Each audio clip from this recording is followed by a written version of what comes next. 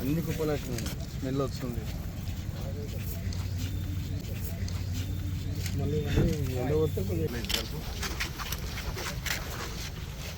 కొంచెం ఇట్లా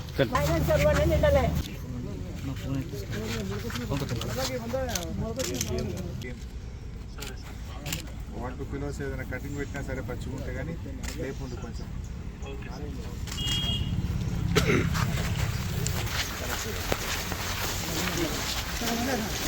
మండల వర్షాల వల్ల కల్లాల్లో వడ్లు మొలకలెత్తుతా ఉన్నాయి. కొనే దిక్కు లేదు. అధికారులు ఎవరు కూడా కల్లాలకు తిరగడం లేదు. రైతులు బోరున విలపిస్తూ ఉన్నారు. మూలిగే నక్క మీద తాటిపండు పడ్డట్టు అయిపోయింది రైతుల పరిస్థితి.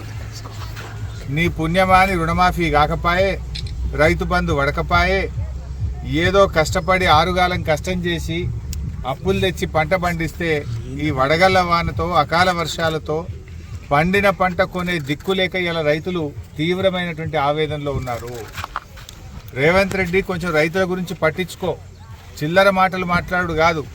రాష్ట్ర ఆదాయం పెంచడం చేత కాదంటావు, అప్పులు ఉడతలేవని మాట్లాడుతావు. అసలు నువ్వు ఒక ముఖ్యమంత్రిగా నువ్వు పూర్తిగా ఫెయిల్ అయిపోయినావు.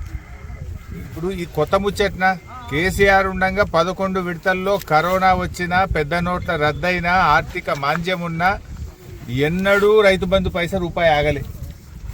కేసీఆర్ గారు ఉన్నప్పుడు ఏ రోజు వడ్ల కొనుగోలు విషయంలో గింత తిప్పలు కాలే. నువ్వు వచ్చినాకనే అయితే కాంటాలు పెడతలేరు, లారీలు వస్తలేవు, సంచులు పంపినరు. 100 సంచులు ఇస్తే 40 సంచులు పొక్కలు పడే ఉన్నాయి. ఆ సంచులన్నా చక్కగా ఇచ్చే పరిస్థితి లేదు. అసలు నువ్వు గన్ని బ్యాగులు కూడా కొత్తవి కొని రైతులకు ఇచ్చే తెలివి తేటలు కూడా మీకు లేవా అని నేను అడుగుతా ఉన్నా. ఇక సంచులు కూడా సప్లై చేసే శాతం అయితే లేదా మీ గవర్నమెంట్కు? నా గన్ని బ్యాగులు దొరికాయి, లారీలు రావు, కాంటాలు పెట్టరు, ఆ మిల్లులకు పోతే దించుకోడు, 5 కిలోల తరగంటున్నారు, రైతుల్ని ఇబ్బంది పెడతా ఉన్నారు. నేను ఇలా సిద్దిపేట రూరల్ మండలం ఇరుకోడు గ్రామంలో వస్తే ఏ కుప్పలో చేయి పెట్టినా కూడా మొలకెత్తిన వడ్లే కనబడతా ఉన్నాయి. హైదరాబాద్లో కూర్చొని ఉత్తమ్ కుమార్ రెడ్డి ఏమో మేము కొంటున్నాం అని ఏడగొంటున్నాం. మరి మొలకలెత్తి ఈరోజు వడ్లు నల్లబడిపోతున్నాయి.